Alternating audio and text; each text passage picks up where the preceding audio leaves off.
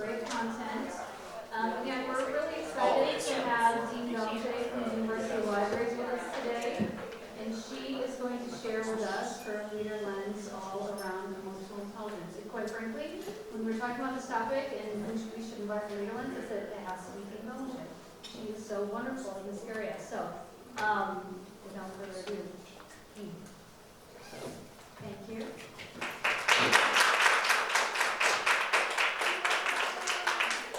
Thank you, everyone. And feel free to call me Annie. Most of the student colleagues in the libraries call me Dean Annie, just to differentiate me from all the other Annies in the libraries, because we're trying to see respectful of. So I have some slides. I'm going to be working off both computers, but today I'm going to focus on emotional intelligence in leadership. And ultimately, I also will weave in some empathy, some communication, but I want you to start from that root principle of what does it mean to be emotionally intelligent, and to understand that everyone can, in fact, grow this skill. So, I can do two things at once. So I want you to check in. First, think about yourself. So if you were the weather, what would you be? I'd love to hear from up to 3 people. If you were the weather, what would you do? Oh, go ahead. I feel like I'm the sun with the tiny cloud in front of it. Very slightly cloudy. Yes, like I had like a little bit of a bummer week because I caught the toxic whatever that's going around on campus, but I'm done with it now and I feel great again, so the cloud's moving out of the way. Storm clouds moving out of the way. Yes, it's cool. You can use any or none of these tools. I would be the fog when you cross over the bridge in the early fall morning. It's been a long week, I'm a little tired, I'm still feeling peaceful. Yeah, go ahead, step up. I would say the snowflakes, because we had our first real snow this week, and I was super excited for it. And clearly, my attire shows that I like this time of year. So. Already in the holiday spirit and snow. Yeah, one last. Yeah. Earthquake. All right. Might have something to do with that retired collaborative one. Yeah. So, the reason I have you do this check-in, I'm wondering, you're like, it's an icebreaker, it's so cute. Or you hate it because it's an icebreaker. Absolutely. But actually, what this demonstrates is, are you aware of who you are right now? What is your emotional state? If you're not aware of your emotional state, you won't be able to even navigate other people's emotions in your space. So, even doing this check-in for yourself in the morning can be really helpful. Or to look at the emotional wheel. How often do you say, I'm happy, I'm sad, I'm angry? So I'd like to challenge you to think about maybe another word. I've noticed I'm using the word frustrated a lot lately. Instead, I'm bewildered. I'm anxious. Right? Because frustration and anger have a lot of things. So even emotional literacy is important to emotional intelligence. So, moving on. What are we going to explore? I'm going to talk a little bit about who I am, because you probably actually need to know who I am to understand who I am as a leader. I'm going to talk about some core concepts and principles. I would not be a librarian and a faculty member. I can do some of that, a little bit of teaching. But then I also want to really dig into why does emotional intelligence matter? Okay? I know you use snowflake as a positive thing, but we know right now in politics it's used as a negative thing, being too in touch with our emotions. But it actually does have a really important purpose. What are some of my lessons learned? I have been a formal leader now for 21 years. And I did leadership as an undergraduate student. So I've probably been in the space of leadership for, if I can see that quickly, almost 28 years. Quite a few things along the way. Sorry, too fast. Not off clicker apparently. I want you at the end to take away, and then some of the things I've left, which I think are going to get used this afternoon, you can have the deck after, is how to grow your own skills. So I've left you some practical tools. So that, because ultimately, this is going to be about your learning and your growth. So, who am I? We all have many identities that we bring to the spaces, and Christine did a wonderful job of demonstrating that.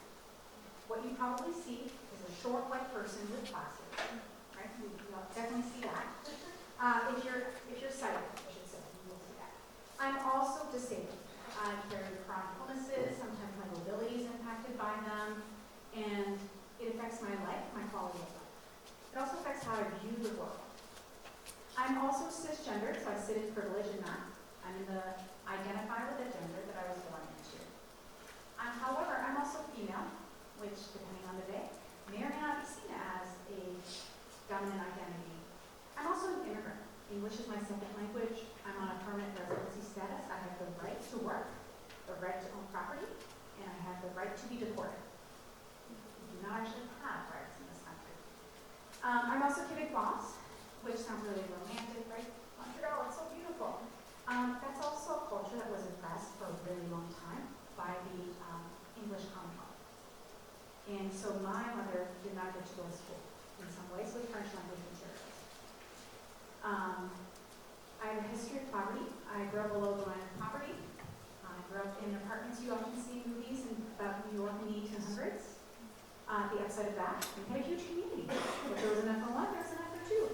And now I'm middle class, and it's very different.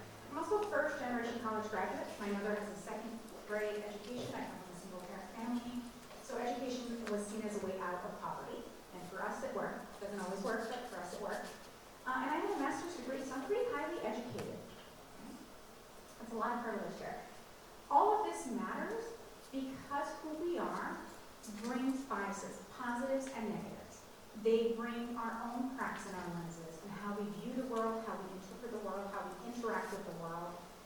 Three of us could see the exact same photo and interpret it wildly differently because of those experiences and how it affects our beliefs, our values, and how it affects how we use our emotional intelligence. So some defining moments. You become a leader over many, many years. I truly believe that, whether you get the formal title or not. So some of my defining moments, and I won't go through them all, but I already shared I was raised by a single mother. I am the survivor of pretty profound trauma and also intergenerational trauma. I share that not because everybody has a right to know. I share that because I am at a place of knowing where I can share that. And I want people to be able to identify that you can have all of those experiences and find your path. I also, in elementary years, I'm so tiny, I'm getting old. I did get to go to private school. There was a program, and I want to apologize for the language, this is language used by my government. They wanted to get children out of the ghetto. So those of us who placed well on IQ were moving to private schools. You can always tell by the shoes, by the way. Always the shoes. High school, I actually relocated to the U.S. That's where I learned to speak English. And I also started working full-time at that time so that I could support my room and board. Then I went to university. I worked throughout undergrad. I was really, really fortunate. I know. I had 3 jobs for undergrad. However, they were great jobs, and I got leadership opportunities, and I got mentors, and I got skills and connections. Would I encourage this with everybody? Absolutely not. I'm just trying to find the positive in the thoughts, right? Those catalysts that bring me through. I very quickly moved into leadership. So I finished graduate school, and then I fell into leadership accidentally. And I haven't really looked back.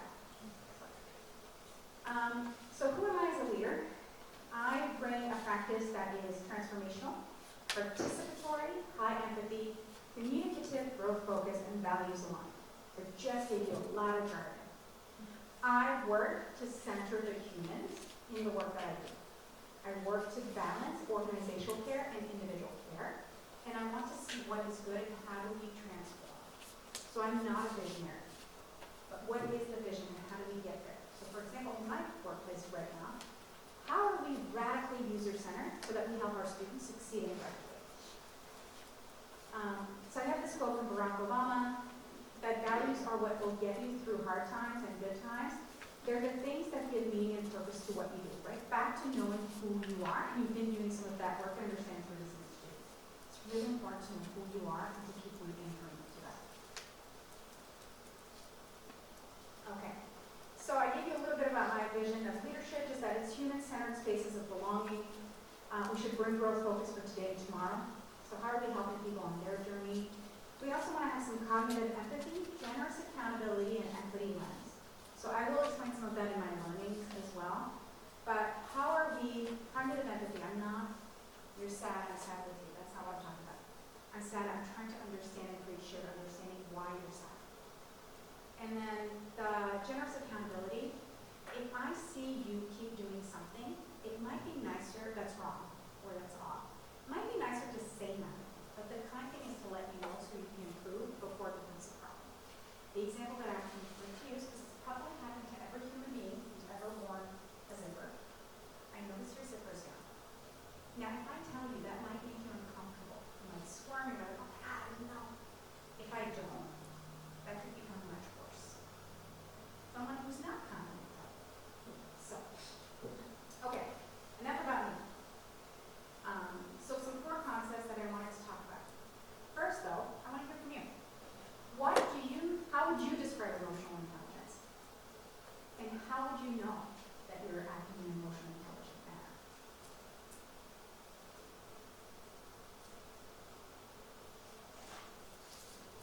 those cards are just sunken in.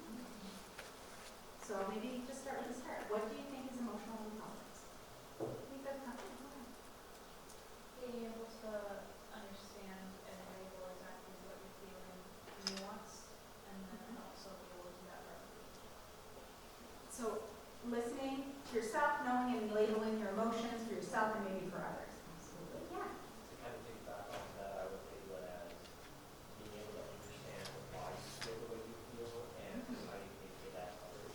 Understanding how and why you feel and then communicating it. That would be advanced. Absolutely.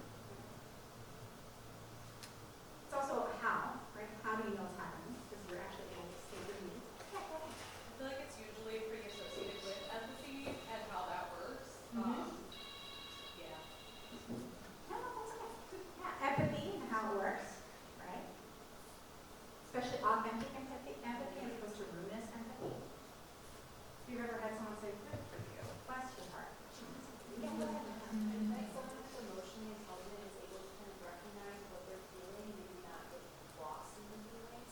And so how it would look is you might be feeling something, you might maybe step away for experiencing sadness and kind of processing through that without letting yourself really get forward. Yeah, so labeling, acknowledging the emotion, be able to process it, but not become the emotion necessarily. Yeah. All right, well, thank you. We can keep working on that together too. So here's my first very academic. Emotional intelligence was labeled by Daniel Coleman, or that's how actually it became very popularized. He actually wasn't the inventor of it, but really means ultimately to know your emotions, manage your emotions, motivate yourself, recognize and understand other people's emotions. And that's where I'm saying, like, based on abilities, right? Someone who's neurodivergent, their level may be different, but we can still all work to grow it.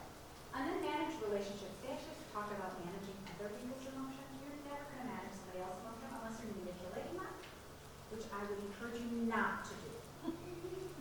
So, but you could manage your relationship. If I know something's going to be triggering to you, maybe I use a different word so I don't start a fight. I have 2 teenagers right now, so I think a lot about the words I'm going to use. There are 4 spheres. 2 are internal, 2 are external when you think about emotional intelligence. The first one is self-awareness. Can I recognize the emotions I'm feeling? And can I manage the impact? All right, so I might be an anxious public speaker. Maybe I do some breathing exercises before instead of just coming up here and passing out because I've stopped. The second one is self-management. Can I control disruptive emotions? Now, not just negative ones. Maybe I'm so elated by something that I stand up in the middle of class and start, I'm not a whooper, you know, I start doing that. And now the whole class is disruptive, right? That's actually disruptive. But can I also know my triggers, right? In trauma informed, we talk a lot about helping to mitigate those. But ultimately, we're each accountable for those triggers. We need to know what they are, and we need to know how to mitigate them. Then when you look externally, do you have a sense of other people's emotions? Whether it's faces, but also not making assumptions. Maybe asking a socially intelligent way. I notice you appear to be frowning. Is something going on that you want to share? As opposed to, why are you frowning? Right? So very similar things, but you're actually also how you do it. Also an active interest in people. So back to that humanity. You actually want to connect with the person you're speaking to. Maybe not every day, I get that, right? If you're at the DMV, you probably don't actually want to have a deep connection, but you'd still like to be successful. Sorry, Secretary of State. Relationship management. Can you collaborate? Sounds like an employment skill, doesn't it? It's also an important survival skill. But also, can you resolve disagreement? Are you going to take your ball and go home? Or are you going to try and talk with someone and figure out how you could share that ball? Or come up with a new game? Now, giving you lots of things, ultimately, the simplest way to describe it is the ability to understand the way people feel and react, and the skill to make good judgment and solve problems. The very baseline, that is what emotional intelligence is. There's lots of advanced skills, you try to become a triple threat? That's right. Don't become a triple threat. But there are some tools that you can also use. So empathy is one of those critical tools. Now, I've already talked about a little bit about empathy. It's the ability to share, to understand and share the feelings of others, right? And there's multiple types of empathy. But if we focus on cognitive, it's a concept that encourages you simply to actively consider the emotions that others around you might be having so that you can better understand their point of view and connect with them. So we're really talking about how do we cross the division. Doesn't mean blindly agreeing with someone else, it means working to have shared understanding, right? Sometimes it's asking the right questions, apparently also in my screen started with someone. But you also want to create space for vulnerability for you to exist together, right? So empathy is a really easy way. It's not easy, actually I shouldn't say easy. It is a tool that helps you create connections, collaboration, and build relationships over time. So, it's multidimensional in the sense that it's cognitive, it's emotional, and it can be active. So all of those pieces are important today. Now, I actually want to encourage you to consider how empathy might fit in a balance with candor, so honesty, and compassion. So sometimes empathy, when we lean too far into it, we simply validate or we agree, but we're not working at challenging or understanding new concepts, right? So if someone's actively harming, we don't want to say, oh yeah, that was really tough, you should have done that. Right? That would be empathetic, not helpful. So you want to think about what does candor, and candor is not brutal honesty, it's not unkind. Kindness can be difficult. So, what it's not sympathy. So I have this image on the screen of a bear crying because his little teddy is broken. The other one said, that's too bad. Now they could have said it nicer. Oh, that's too bad. Now sympathy acknowledges it, but it doesn't create connection. Actually what it does is it distances. Oh, that's too bad to do. That's not mine. I don't want to help. Empathy is about that connection. Like, that must be really hard. Maybe, do you think we should try to sew that arm back on together? Right, so you're also, that's the active part. Can you bring that compassion? So empathy is not sympathy, agreement, it's not disconnection. It is not walking in someone else's shoes. You will never, okay, well if you steal someone else's shoes right now, yes. But otherwise you will never have their lived experience. Never ever. You can bring empathy, you can bring care, you can bring curiosity, you can seek to understand them, but you will not be them. It also is not tolerating abusive behavior. I didn't used to have this slide. This is from years of learning about talking about empathy, but sometimes empathy gets, people lose sight of boundaries because they're being empathetic. So if you've ever seen someone who gets swept up in the emotions of someone else, right? One person came in upset, they have no skin in that game, and all of a sudden they're sharpening a pitchfork, they're going to build lights and fires. They have been overly empathetic. They have lost sight of who they are and their own interests.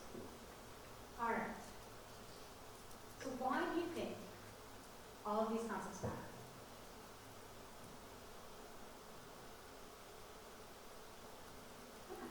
In order to be a good leader, you need to understand what motivates your team in the long run, but also how to manage their emotions during the day, and just how to help them through different challenges they might be experiencing, and help them grow as leaders.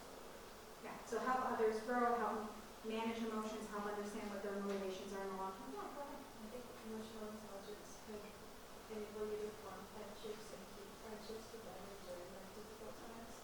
Because if you do something that makes a friend upset or you're like upset by a friend, you want to be able to communicate with them why this happened and be able to attribute it and what you can do moving forward.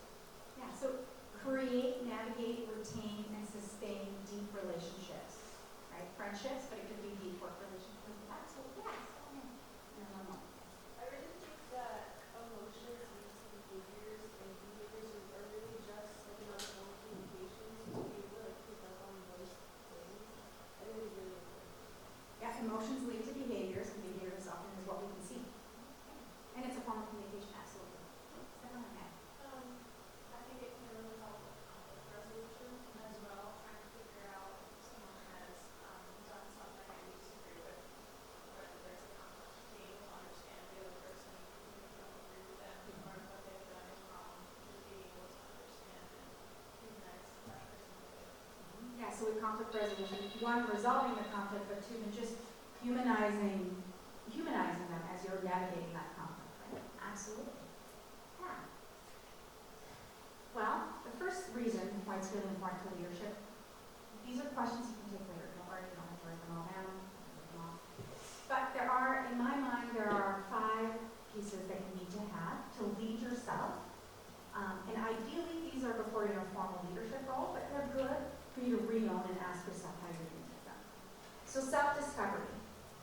Can you make the unconscious conscious for yourself? What you know, what you don't know? Sometimes that's asking feedback. You probably notice I use my hands a lot. When I was newer and younger, because I also had back hip pain, I would put my hand on my hip and then use the other hand to talk. Well, that was experienced as aggressive behavior. And someone was kind enough to say, why do you do it that way? Maybe there's a different way you hold your body, right? What if you learn to relax your shoulders?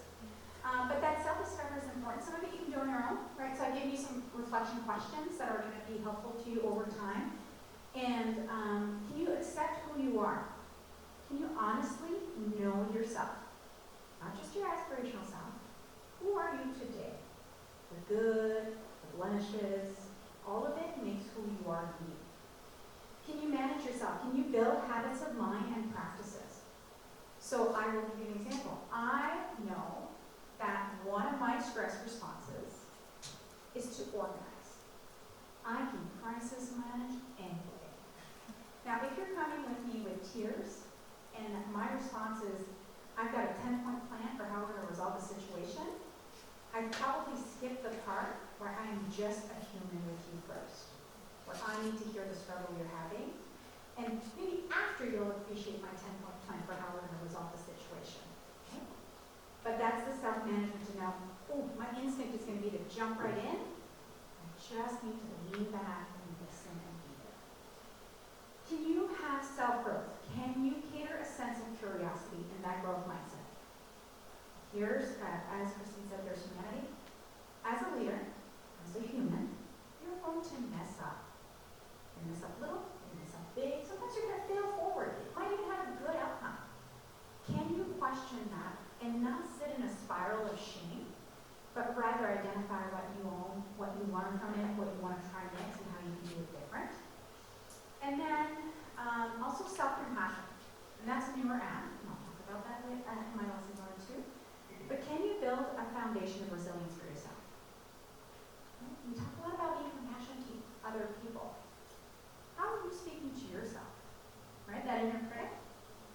Are you actually being kind, uplifting, not excusing, but still loving of yourself? That's as close to psychology as we're going to get to that class, for those of you who don't know. The other piece, emotions are everywhere. In this room, all of us are having emotions. We may be in a moment of joint emotion, or something else is going on. Somebody had a flat tire this morning, they're so super stressed out about it. Somebody else realizes that they forgot to pay a bill. Somebody's really excited they're going out to a party tonight, right? But there's emotions everywhere. So these, this picture of the eggs, I love the little guy in the middle. He's like, life's so good. Everybody else looks pretty. I mean, one of them looks like they're falling off of a roller coaster. One looks like they haven't slept in a couple of days. And if you're the leader who's sitting there like, life is so good, and you're not noticing that everybody else looks like they are stuck on the roller coaster upside down, it's not going to go very well. Now, sometimes you're not the leader. Sometimes you're the peer. Can you help with those emotions? Can you, I'm not asking you to become a therapist, but like, can you notice that people are there? And sometimes even say to the leader, hey, I'm noticing that people are pretty stressed on the ground. Because they might not see it. They might not, literally, they may not physically be in the same spaces to see it. That's what I mean by not see it. They may also be oblivious. That's a different concern. Also, so much of our workplace, so much of leadership is dialogue. It's communication.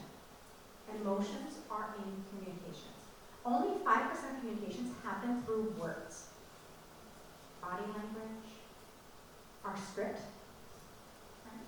How much of that conversation is in your head? Now, many people are really good at starting conversation from the start. As a neurodivergent person, I might like, and then start it out loud. But those emotions are there. And if you have that connection to say, hey, it sounds like maybe you're starting in the middle, right? That's a great cue. But at the same time, if emotions lie at the heart of language, and language is a whole body experience, and if we choose to ignore emotions as leaders, then we're setting ourselves up to be maybe robots. Imagine if you are a skier, or you've seen skiing in movies. I had to learn to ski because I'm from Canada. Sorry, it's not because I'm from Canada. They made us learn it at school. But if I'm thinking that I'm going on a black diamond that's straight, right? It's going to be heavy, it's going to be hard, but it's okay. I can do it. It turns out I'm on mobiles. The one who the bumps and I make it look really good in the movie. Just woo! If you don't know how to handle those, you will wipe out, completely wipe out. And change leadership, and much of leadership is like that. So knowing the emotions you might have to navigate and help through. So emotions are personal, they're social, they're contagious. The other piece to be aware is that much of human needs surface when you're in disagreement. We don't love disagreements, especially in the Midwest, right? It's really uncomfortable. But actually, creativity comes in discomfort. So how do we start to navigate that and foster it in a way that brings energy, not distress? Okay? So, in the workplace, emotions impact our well-being. They're huge. If I am actually well-fed, well-exercised, well-rested, but in my mind, all I think about is how terrible work is, ulcers. People will get ulcers. They will grind their teeth. They will do all these things that end up, or you might even see it in their body posture, right? When someone's upset, they curl in. All of those things really, really matter. And, guess what? Our workplaces, they're impacted by the emotions. People, no matter, I realize we're no longer the generation when I started work, you left your life at the door. We're no longer that workplace. At the same time, even then, that was false. That wasn't true. If you just lost a parent and you're back at work, there's no way you've left that at the door. You might fake the smiles for the customers. There's no way you're not happy, right? So I think that awareness is just really important. So some of the connections between emotional intelligence and empathy, I want you to think about, and some of these things you've already said, you're going to build and nurture relationships. You're going to be able to use them to create, how do you help foster your leaders? So as you grow in your own leadership, you may be leading leaders. And that is really different. It's really different. But you want them to be cohesive and have that teamwork. Again, all things you said, effective communication, collaboration. Emotional intelligence means you're not going to get frustrated at this puzzle. Or if you're frustrated, you'll have a way to work through that frustration to communicate. By the way, I would be totally frustrated about puzzle. I'm a 300-piece person. I know this of myself. After that, it is for somebody else. All right, so my lessons learned, which is part of why I'm here. Let me pause first. Are there clarifying questions about what I shared? Things I've said that you don't understand, or that I said in a way that was completely muddy, that you disagree with? Yeah. I think these are really the narrow reference, like you said. The which reference? The narrow reference, and something you said about the sheet. Like, what were you saying? I would clarify. Yeah. So I grew up in the inner city of Montreal, and they had this project. Quebec is known as being a lot of ists. They don't love poor people, a lot of racism. And so they had this program that's colloquially called Getting the Children Out of Debt. So they actually did IQ testing in elementary schools, and 4 schools. And those of us who placed were put on a government scholarship in private school. And they can always tell by the shoes. So if you have a uniform, it is the same uniform. But I didn't have very many shoes. Right, those kinds of things. That was one thing. Is that the same one, or is the walking inside the other shoe? Is that one? No. Thank you, because that could be like, yeah, no. It's a lived experience. Not a, yes, thank you for the clarification of the question. Others? Yeah. I'm curious, like, genuine question, when you're referring to equity and the practice of it, or just focusing on any like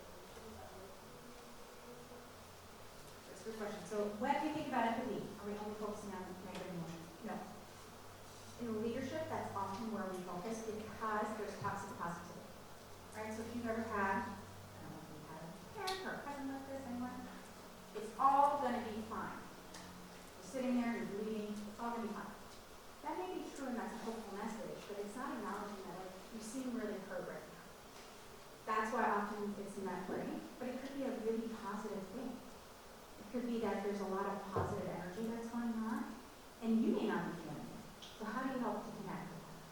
Or how do you help to harness all the excitement? Because when you think about moving a vision forward, there may be resistance, but you may have a lot of people who are really excited, and empathy is going to help you balance your response to help the resistors, yes, but also to say, like, all of these folks are on board and they're excited. How do I help them start to move all of this forward? Yeah. So no, it should be the whole gamut of emotions. This may also show my level of leadership. They often talk about things slow downhill. When they come back up, they're usually really bad. So I tend to hear more about what's going wrong than what's going right. So I actually have to use empathy to make sure I'm going to talk to people one-on-one. So I hear the things they're excited about, and I hear what's going well, not just the problems that haven't escalated all to my level. So thank you for pointing out that bias. I will be more mindful of future presentation of balancing the emotions. So my daughter and I have a difference between empathy and emotional intelligence, whether they're connected, because I'm really confused on how they relate to each other. Yeah, so the difference between empathy and emotional intelligence. So emotional intelligence is that ability to see and recognize emotions and then to work towards navigating them. Empathy is one of the critical tools that you can use. It's not the only tool, but it's one of the ones that you can use to make sure that you're making space to do that recognition. Because I can tell you, if you have emotional intelligence, great, but then how do you enact it? So if emotional intelligence is that IQ, the other one is that practice. It's like knowing, understanding, knowing your letters, and then being able to write. Maybe is a better analogy.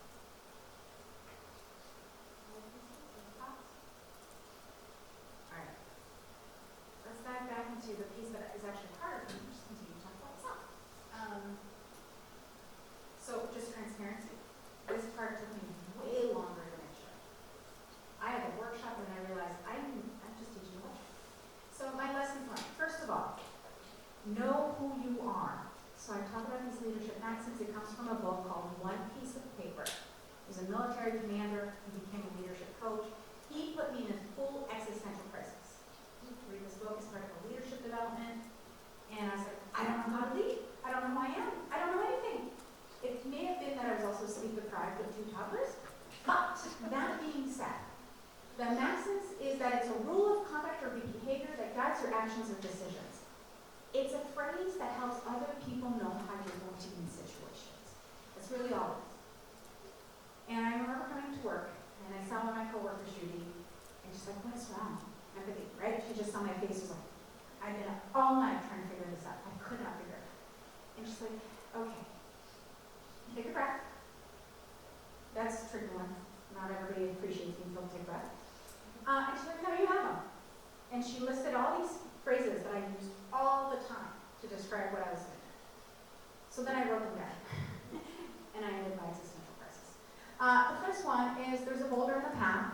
And so when there's an obstacle, you can choose to do nothing. You can choose to go around it. You can blow it out. Or you can go through it. What I know of myself is that I will never do nothing. So I will always find a way. So I'm very action biased. So that's how I lead through challenge. Okay, project leadership. I used to call it just the elephant, it's a French expression. I've now veganized it. It's a cookie elephant. No animals are armed. There is no perfect place to start. Just take a bite and take another one. Just start the project, right? If you think about it from a lens of New Year's resolution, do we have to wait till January 1st to start whatever health thing we decided? No, we could just do it today. And it could just be, I'm going to do 1 minute. Right? It doesn't have to be like, I'm going to become a triathlete because I don't know. It's never going to happen. The Gosshopper. That's how I lead change and input. And I called it, I didn't name it the Gosshopper, somebody else did, but I always start with the people that are the closest and the most impacted, work outwards, and then come back over and over. And so someone actually designed these images for me, so I very much appreciated that. At every moment, okay, so I told you about the existential crisis. I told you about the maxims. They may change, but it's important for the people, the reason I'm sharing this is that it's important for the people around you to know what to expect. If every day you come in and they don't know how you're going to react in a situation, they're going to be walking on eggshells. They're going to be stressed already before the stress actually hits. At every moment, so I want to read a quote from the great late Tina Turner. At every moment, we always have a choice, even if it feels as if we don't. Sometimes that choice may simply be to think a more positive thought. I just talked about positivity, now it sounds like that's exactly what I'm talking about. No. You are not your emotions. You are you. They are part of you. So think about that part, and for me, that's had to be a huge piece of it. Right? Sometimes I actually can't control it, and my action bias is not going to be helpful. And so how do I make sure that I'm thinking the thoughts that help me and not just get stuck in like a shame spiral or little attacks of sadness and despair? Here's one that I had to learn the hard way. When I became a leader, it's very optimistic, very energetic. Realize I'm probably still pretty energetic, even that's a blind spot that I keep thinking I'm not. But I have had a lot of bumps and bruises, and that is where that learning is. And so I have a couple of quotes that I want to share. One is from Rumi, who is an Islamic poet, Sufi actually, I'm sorry. But the wound is where the light enters. So if that light is growth and that light is change, you actually need to be in it to change. Now, I also put a picture of Japanese pottery that gets repaired with gold, and each time it's fixed, it's considered to be more valuable. Right? The important part is to do the fixing and keep growing. So Leonard Cohen, also a Canadian singer, the crack is where the light gets in. So the other part, though, for you to think about as a leader, depending your level of leadership, you may be in a very isolated role. There's only one of me in the library. There are 7 of us on campus with the same role. There are 12 of us in Michigan who are library deans. And they're all slightly different roles, right? So my network is pretty small in that way, if that's what I want to be looking at. Now, rarely are any of us healed in isolation. Bell Hooks says it's actually an act of community. It's an act of community. It's an act of rebellion to build community. So I'm encouraging you to start to build your communities of care now and to foster them. So at the height of the pandemic, right, that little thing that lit, I was in charge of, I was given 2 hours notice to close the entire library system, figure out how to operate it 24/7 remote, keeping people safe, getting people equipment, getting students computers, getting books out, all of that, right? It was very isolating, but in that moment, well, not that exact moment, a month and a half in, realized, okay, I compartmentalized enough, I need my own oxygen mask, and I started a community of care with 3 other female leaders who have very similar leadership values. We're very different, but we have those core values, so we can be good mirrors to one another, all of that. So I just want to encourage you to keep thinking about, you're going to get cracks. How will you repair them? No one else will do it for you. How are you going to live into your leadership? So you've developed your leadership values by this point, maybe even a leadership vision.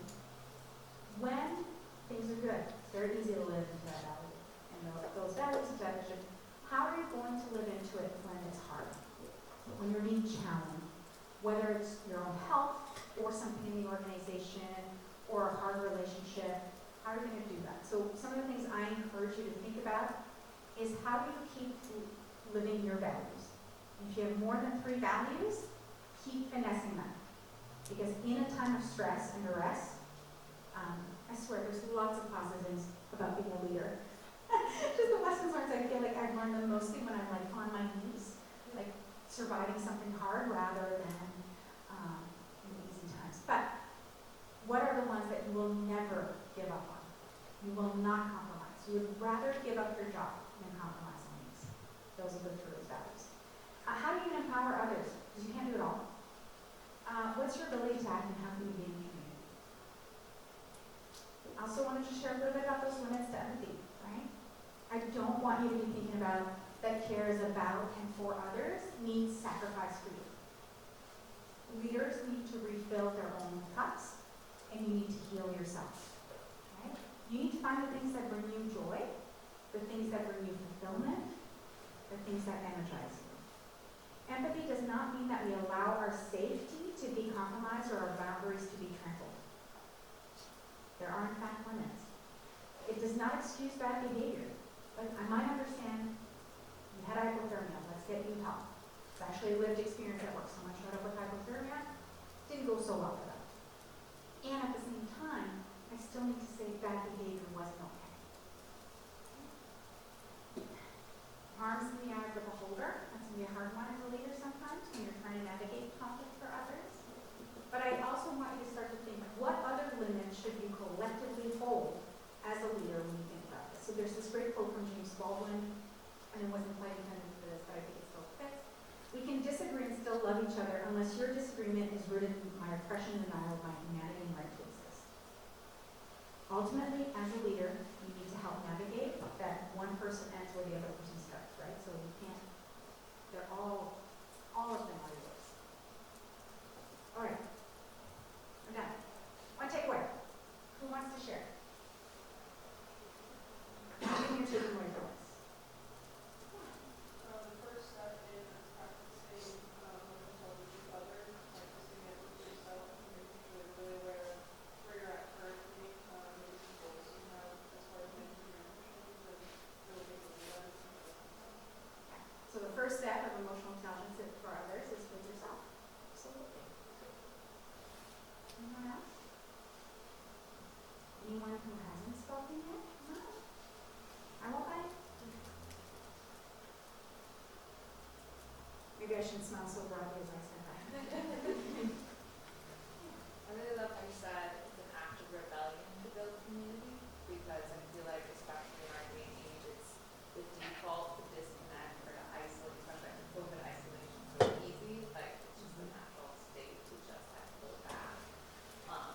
And so to be able to realize that like day by day, it's easier to just like clock in, clock out, disconnect from people.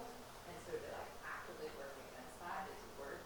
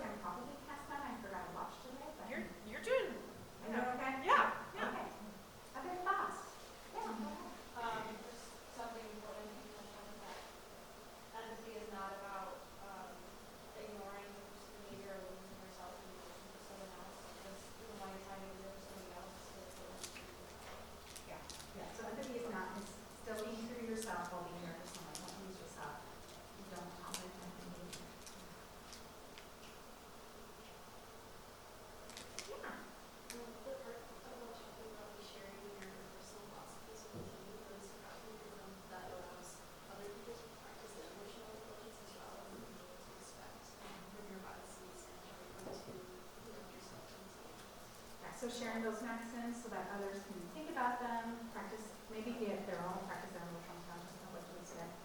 Absolutely, right? So not only am I inviting you to start building a practice of self-reflection, not rumination, self-reflection, you can also model that. Like, hey, on Tuesday this happened, this is what I've been thinking about. How do you think about it? Right now you're modeling, you're inviting that feedback loop as well. Absolutely. Other key takeaways? Well, my last line is really hard. What questions do you have? What other thoughts do you have? It's okay if there's not, since we did the clarification of it all. I know I'm not the most patient person, so I don't want to make you wait if you had a clarifying question. Especially sometimes those clarifying questions means you're having trouble hearing, so like, what did they just say? That's what I sometimes think about, right? Yeah. So you said during COVID you met with 3 women who had similar values. How did you identify who they were and how, I guess, their values aligned to yours? Did you already know or just through observation? So how did I identify that? So I think partly through observation. As part of my role, I'm a Michigan-wide, they call it the chief librarian, so it's all the public university directors of libraries.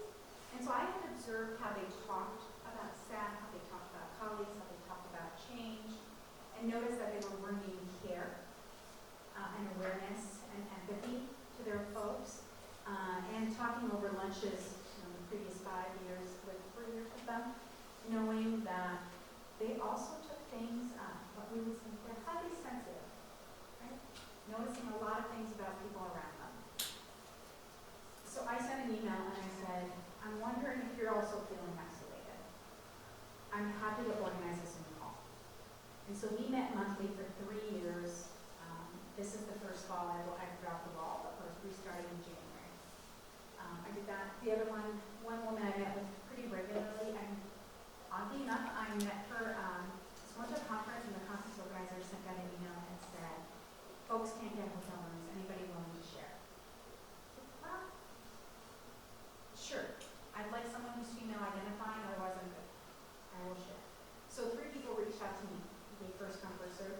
The other 2 people who reached out to me, I ended up becoming colleagues and friends with.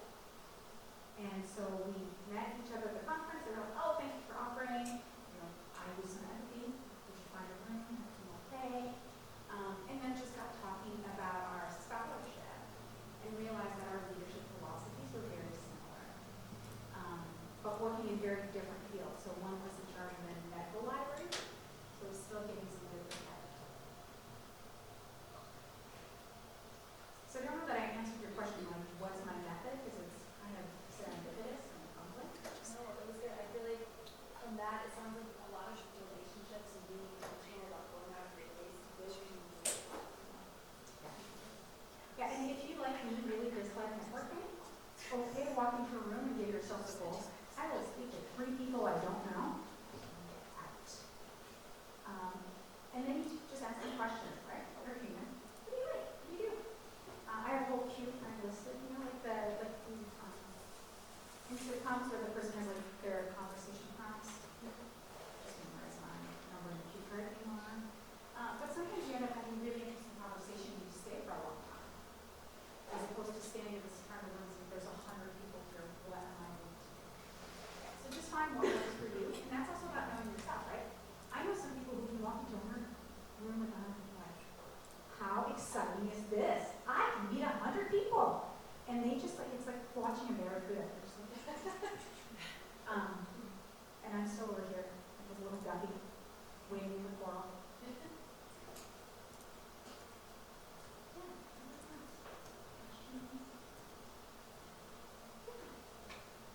just wanted to ask, how do you think culture has an effect on emotional intelligence?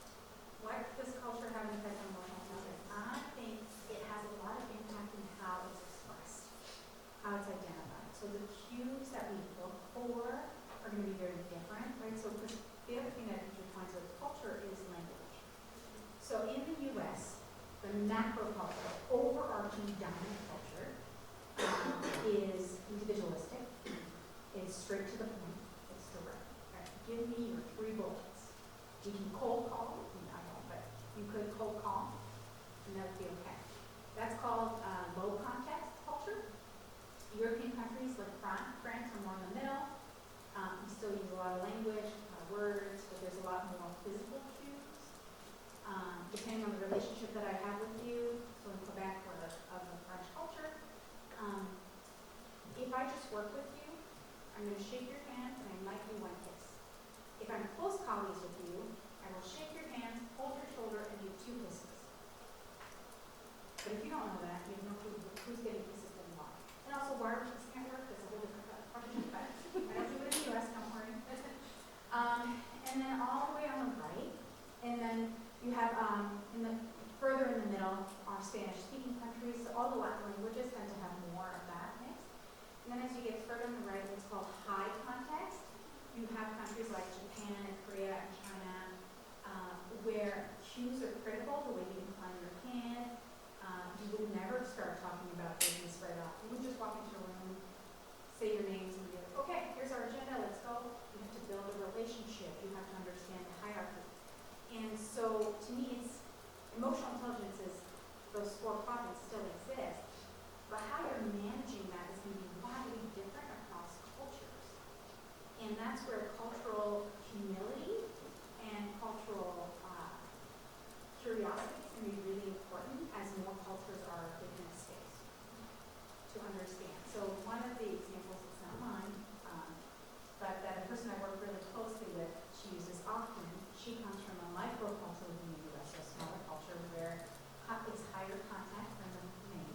So she starts by telling a story. She tells a story, you know, you're kind of breaking bread, getting to know each other, and then she gets to the point, which is, if you've ever heard her speak, is lovely. And they're just following. Now, the first time she had a job in an office, her boss was a white man from Boston. About as direct as you can get in U.S. culture, right? And finally he was like, that's lovely. What are the 3 things you wanted me to learn? And so she learned to develop her 3 bullets for him, and then she would tell the story. Like, so that's how he flexed towards her culture, and she flexed towards him. So I don't know that I answered your question quite directly, but it's in that living of how do you work to navigate.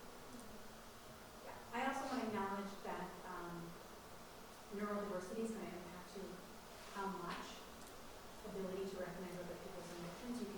Everyone can work and develop this, but there's going to be limits for some people. But being self-aware of that and telling someone that, I'm not a linear thinker, but I will tell my team. Sometimes it's not linear, just ask me a question. Right, like earlier I was asked a clarifying question. I wasn't offended. It's okay, I speak in riddles sometimes. I know this with myself and I can share. Looks like I'm back.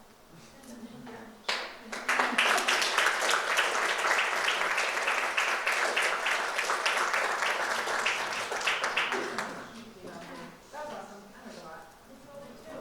All right. Thank you all for your participation, for listening. That was great. Let's kind of move into some small group discussion while also acknowledging that you were all such great sitters for so long. So like, if you take a bio break, you know,